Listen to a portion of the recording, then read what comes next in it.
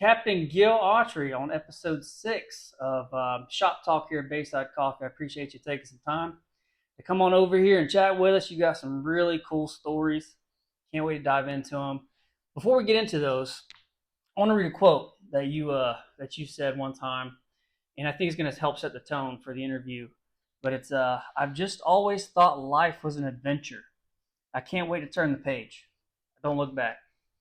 When I read that, it struck home to me because I went off to school, got education, worked in Atlanta for a long time, and at some point that rat race, the monotony, is soul sucking.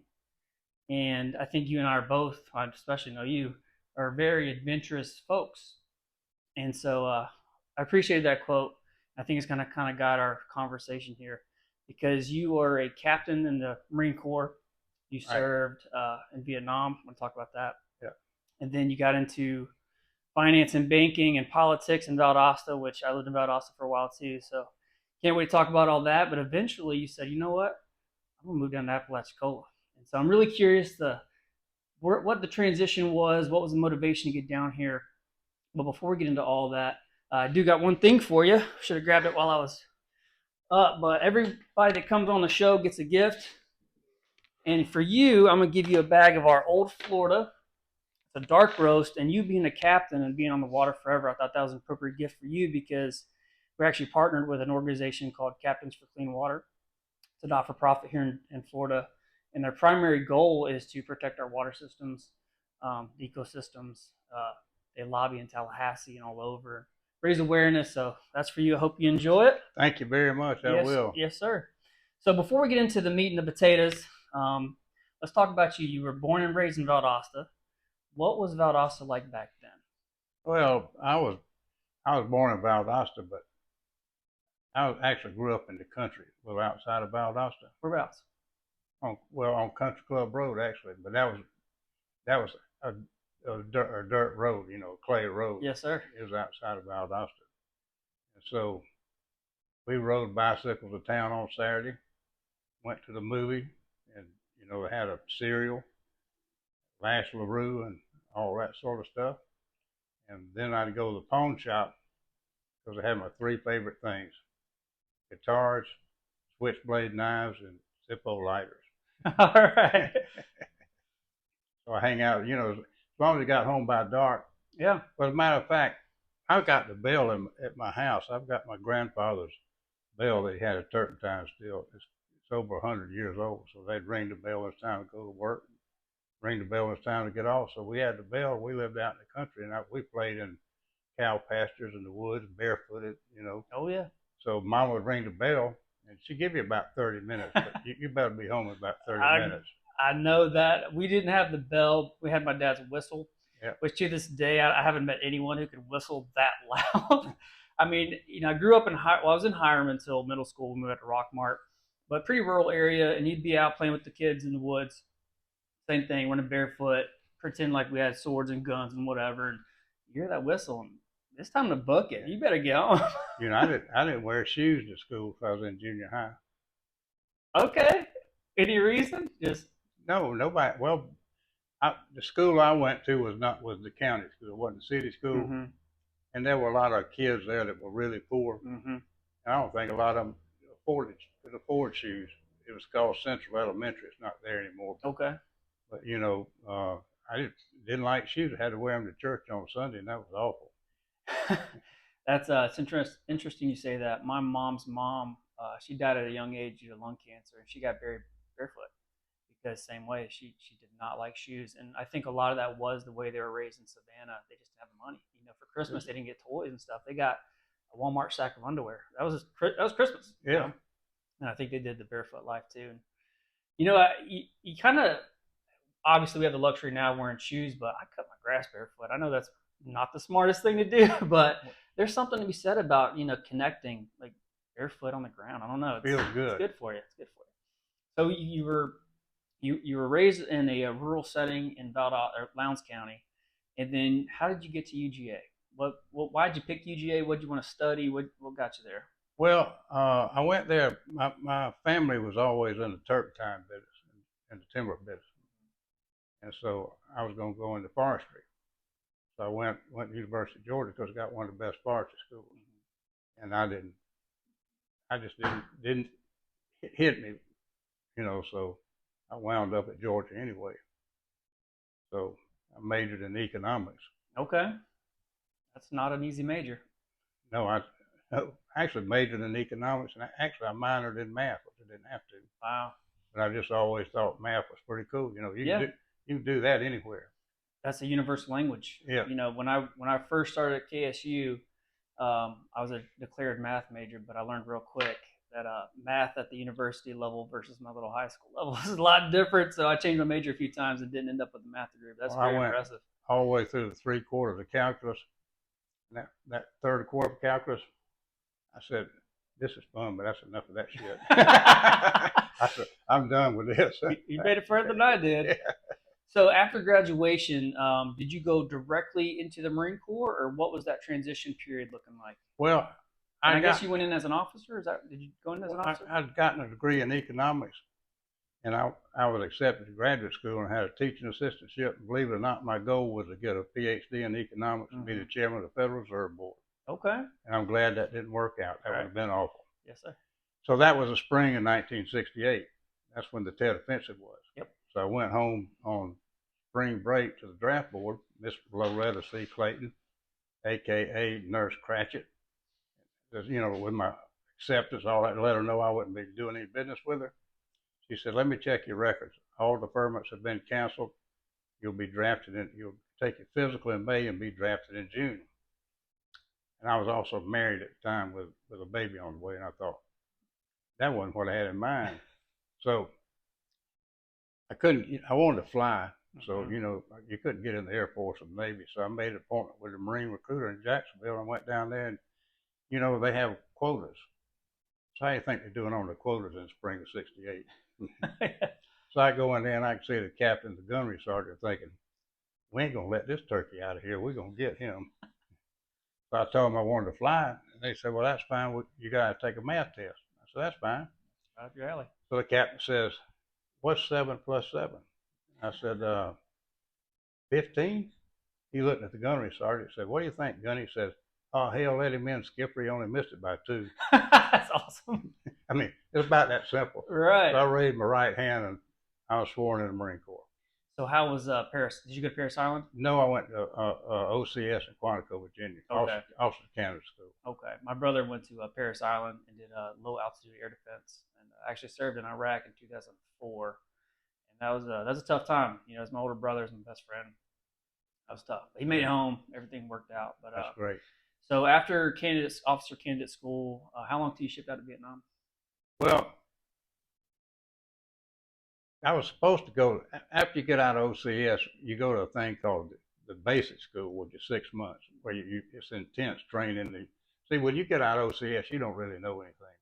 What they're trying to do at Paris Island is to keep you, make you a Marine. What they're trying to do at OCS is see if they can get rid of you. You know, see if you can't take it. Right. And I mean, it's hard. I mean, every day they're trying to do something to get rid of you. So at any rate, they had lost so many pilots during the Tet Offensive that they didn't send me to basic school. They sent me straight to flight school, but they had lost so many pilots, they couldn't train them fast enough at Pensacola in the naval training, so they sent me to the Army helicopter school. Okay. So I've got Army wings and Navy wings.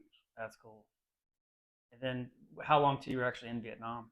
Well, that was, I'm going through all this in my mind, so probably about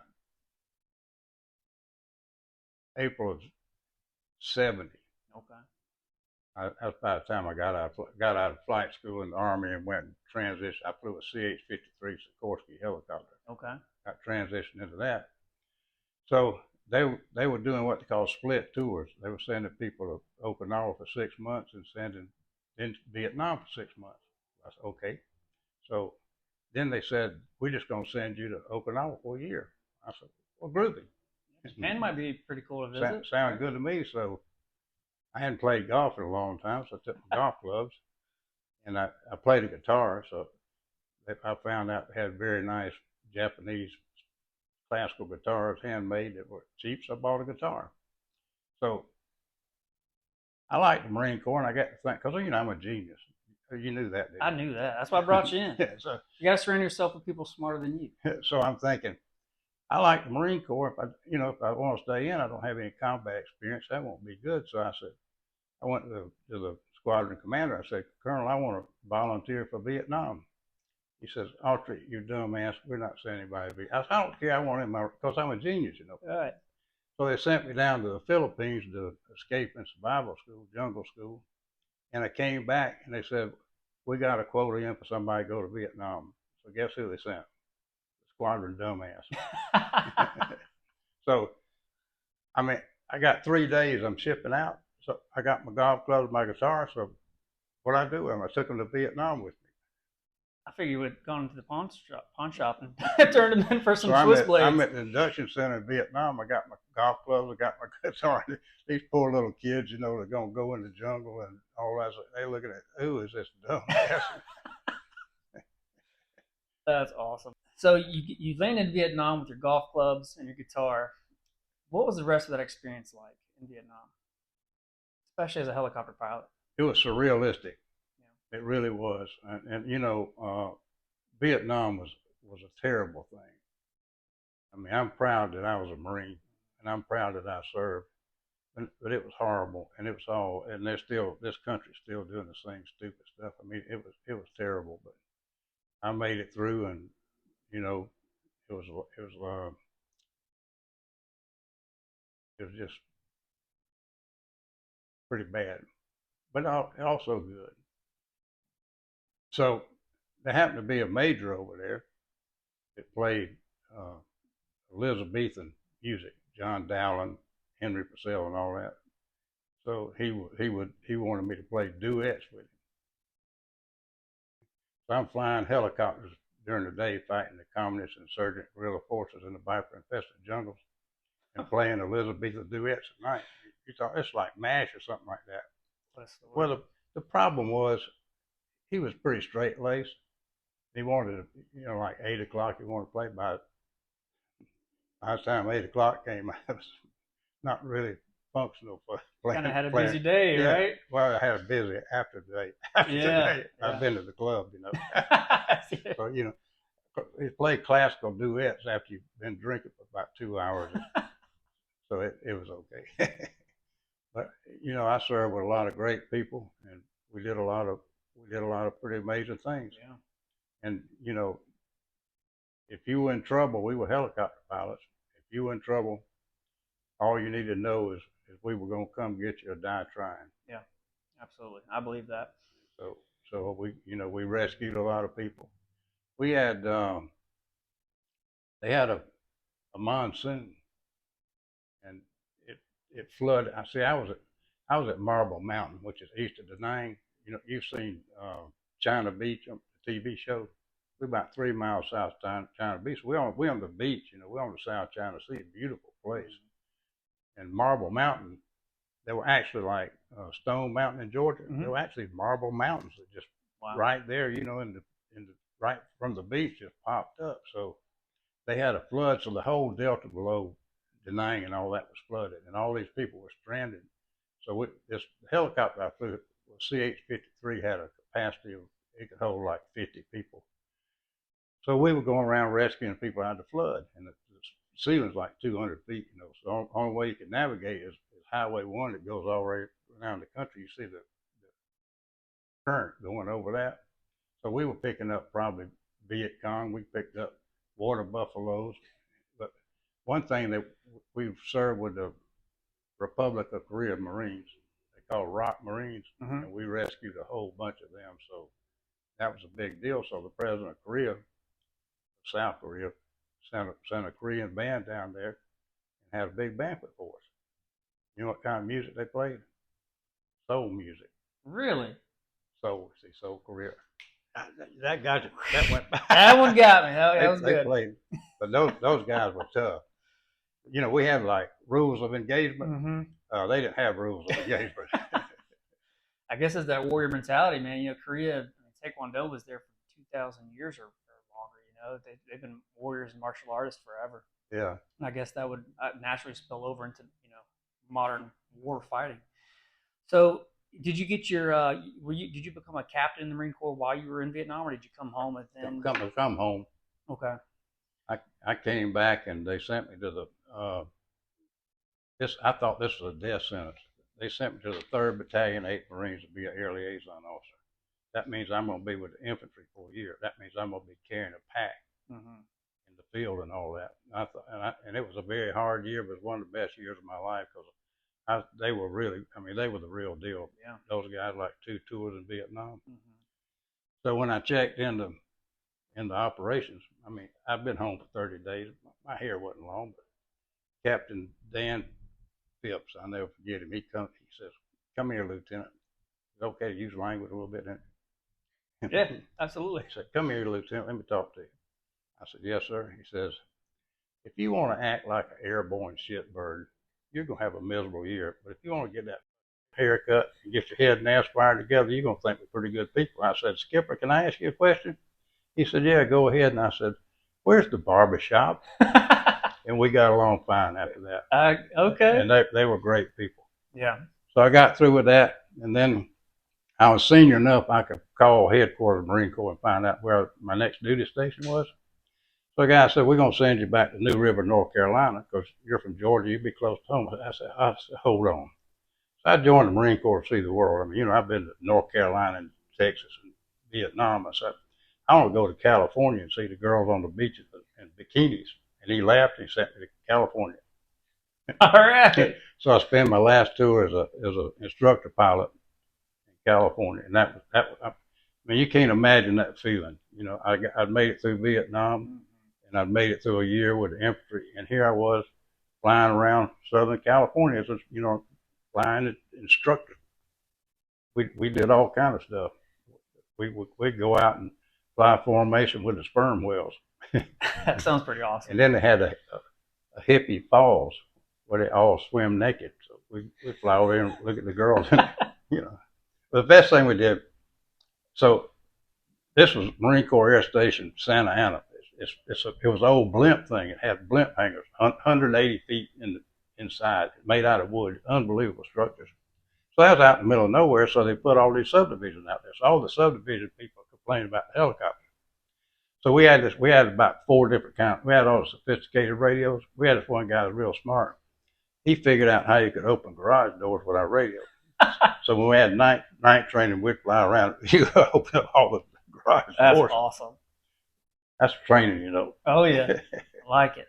So it sounds like your transition back to the States wasn't too tough. Was it tough? Or it sounds like you kind of landed a good job and living in California and yeah, kind of enjoying it. Well, it's different. I mean, I've had problems with it, but it's like, it's like I've written a lot about it. But yeah, you might come home in one piece, but you never really come home. Yeah, I've seen that with people really close in my life, and my sister-in-law, she does have a PhD in psychology, and that's what she does for a living in Atlanta. She works with veterans of war and helps with counseling and resources and helping them with their transitions. And that's something I listen to a lot of podcasts and a lot of guys who are former SEALs, former SF and stuff, and they'll talk about it, but the general public doesn't talk about that toll that being exposed to that does to a person.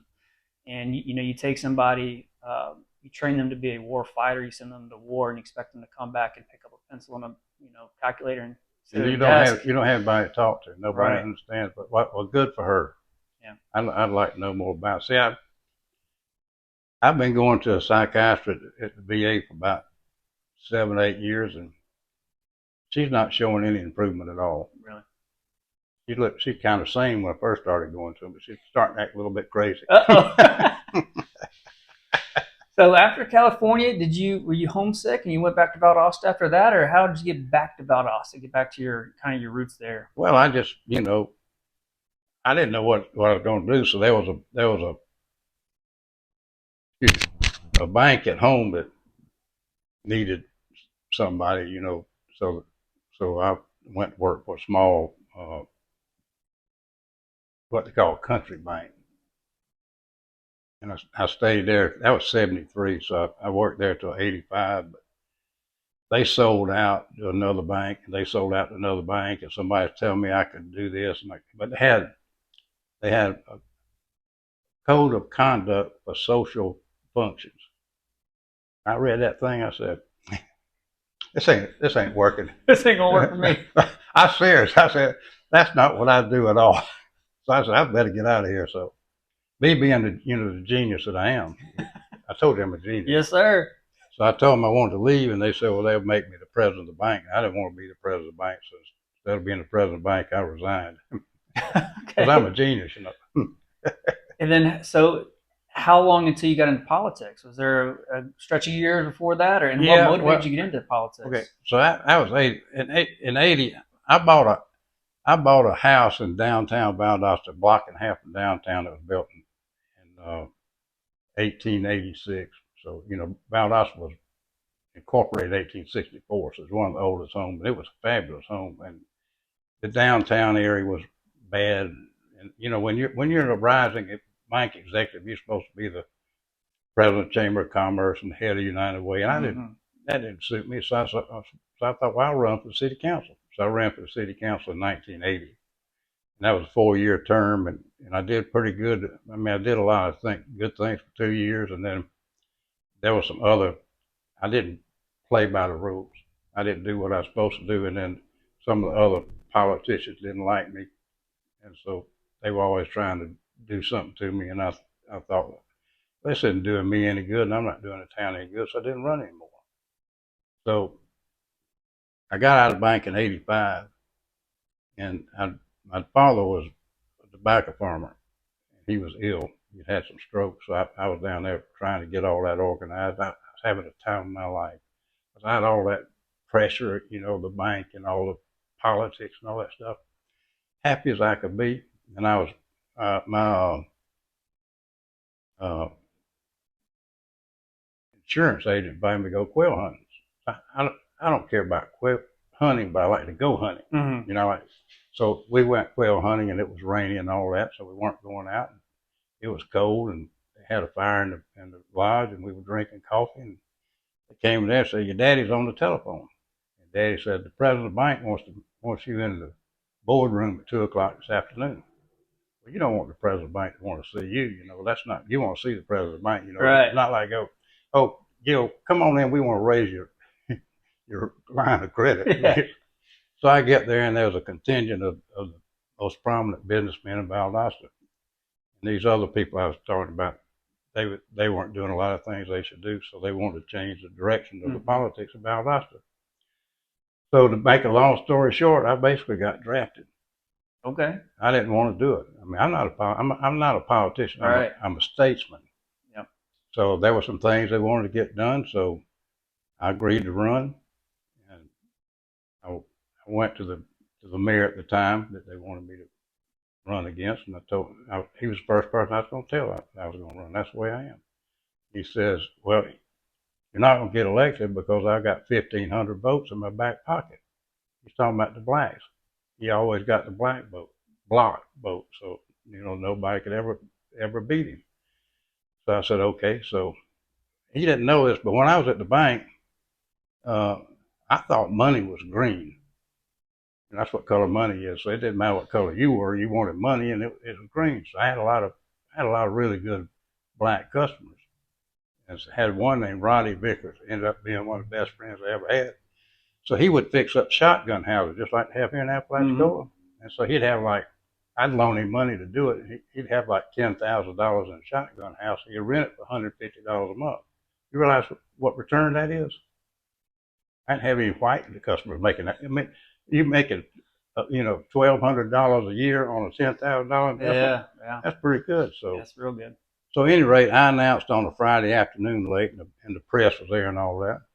So Saturday afternoon, there was a knock on the door, and it was Roddy. He had been at the Black American Legion. He was pretty drunk. He said, "I told him that it's from now on, it's we gonna get elected." He said, "We gonna get elected." He said, "They made fun of me and laughed me out of there." And said, "But I'm gonna get you every Sunday morning, and we're gonna go to every black church in Valdosta." So I said, okay. So he left. Okay, that was nice. I won't say. Next morning, Sunday morning, about 9 o'clock, you ready to go? We went to every black church, and they want you to come. Right. And that's a great experience because they're there to celebrate and worship and have a good time. We go there to find out how bad a sinner we are. Yep. You know, how many we need to repent. But they got great music and all that. So I'd go into church and they want you to get up. They want you to get up and talk to them. So I'd say, you know, we got beautiful azaleas and camellias or something like that. I sat down and Riley says, white boy, you ain't getting it. This ain't getting it. So I said, okay, I'm either going to get elected or I'm not going to get elected. So next church I got up there, I said, there's only two things I know for sure this morning. I'm white and y'all are black and ain't nothing either one of us can do about it. Amen. When you hear amen, I said, our ancestors came over in different boats, but we're in the same boat now. Amen. We got a lot of problems we can solve in this community. If y'all want to get together, we'll solve them. Roddy and I, we won every black precinct. That's awesome. And you know what? There were 26 miles of unpaved street in Valdosta in 1986. And Roddy, we paved every one of them. Wow. Because Roddy was dyslexic. He couldn't read. Smart. I mean, walk around since. And his brother was Sonny, and he was on the city council. And Sonny couldn't hardly talk. You couldn't understand him.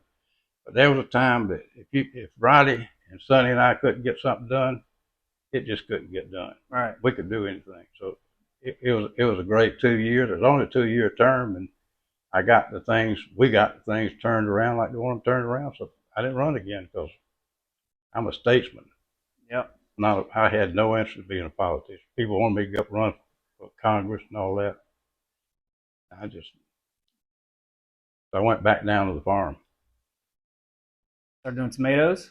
Yep, started growing tomatoes and sold out my family's tobacco allotments. And I invested in tomatoes and produce. And I had a pretty big operation because I had some partners from South Florida that are some of the biggest tomato producers in the country. So we were blowing and going. We had a packing shed in Quincy and a packing shed in Jennings, Florida, and a plant farm in Georgia. We grow 20 million transplants a year. Wow. It was quite an operation.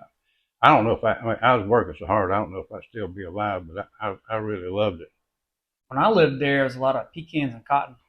Pecans. Mm-hmm. And cotton. A lot of that. I don't remember seeing any tobacco. You know, I actually don't remember seeing any while I was there.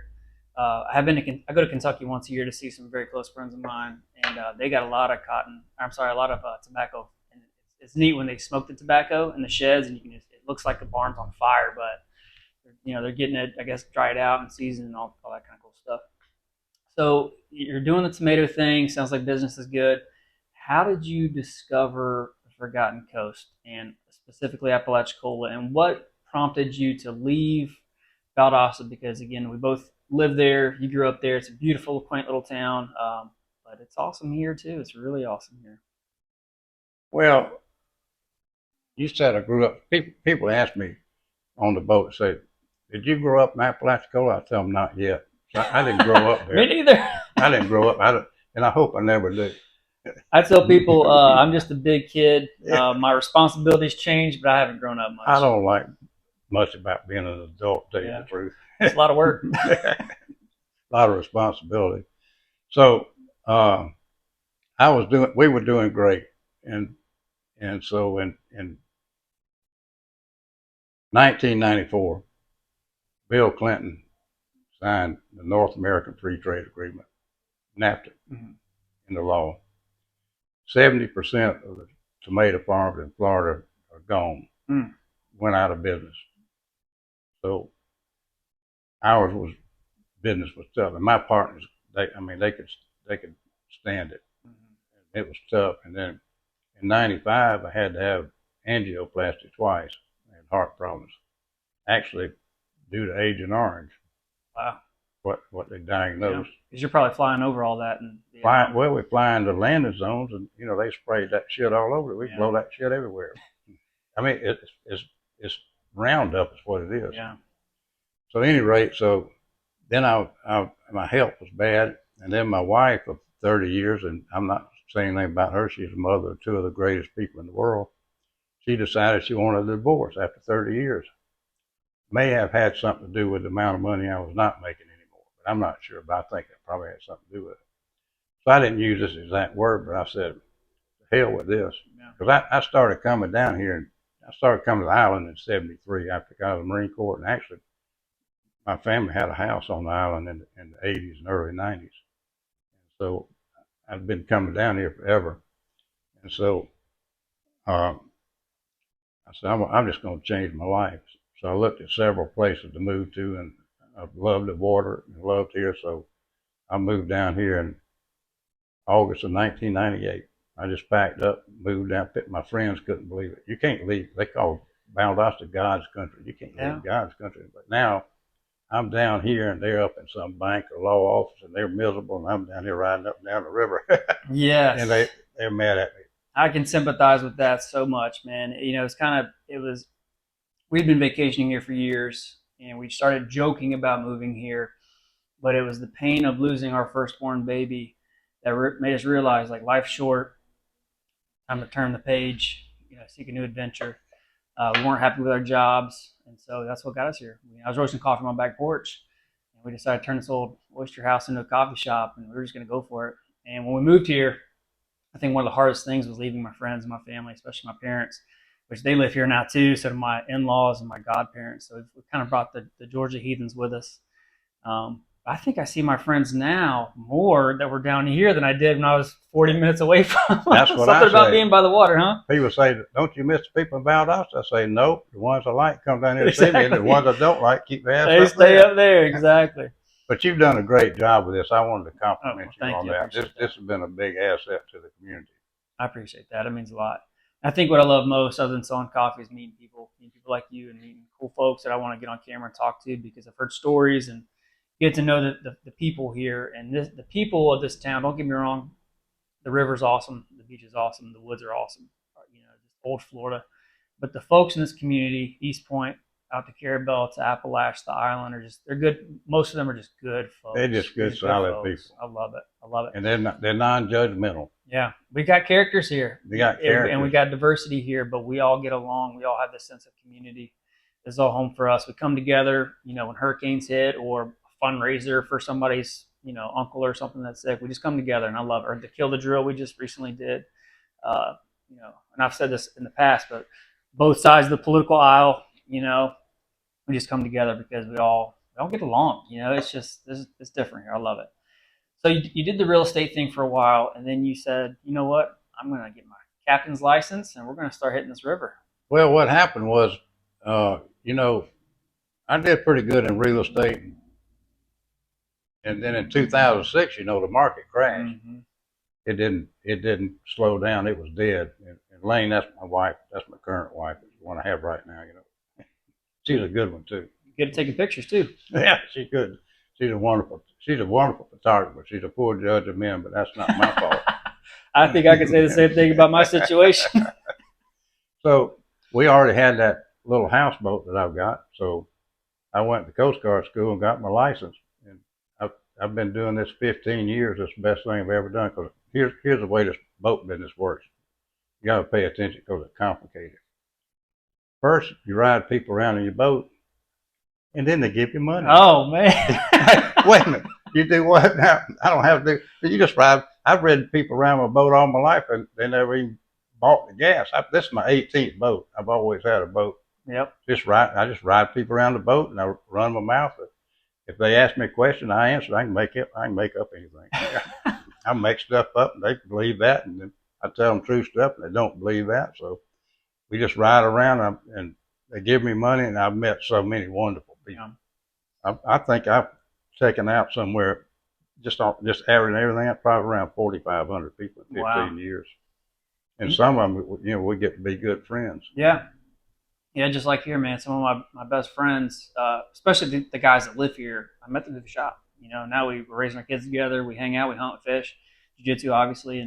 And you know, like I was talking about this family earlier in Kentucky, I go see them once a year. They come down here 3 or 4 times a year, and we met over coffee at my shop. It's neat to see relationships develop like that. And you've sent me some business, and I appreciate that. Oh, absolutely. Absolutely. And one thing about your business, it's a little different in the sense that you're not going like offshore. You're not doing a lot of inshore fishing. You're taking folks to an area of the community they've probably never seen before. You're going up the river.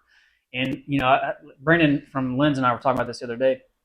it's like a whole different world up there. When you go up that river, there's so much rich diversity in terms of plants and animals and freshwater species, and sometimes saltwater species get up there too. And you'll see ospreys and eagles, and it's just gorgeous. There's a lot of pirate and Native American history along that water too. Is Well, that what you love most about it? I do a lot of history. I mean, real history, because I read as much as I can. And I mean, it's 247,000 acres.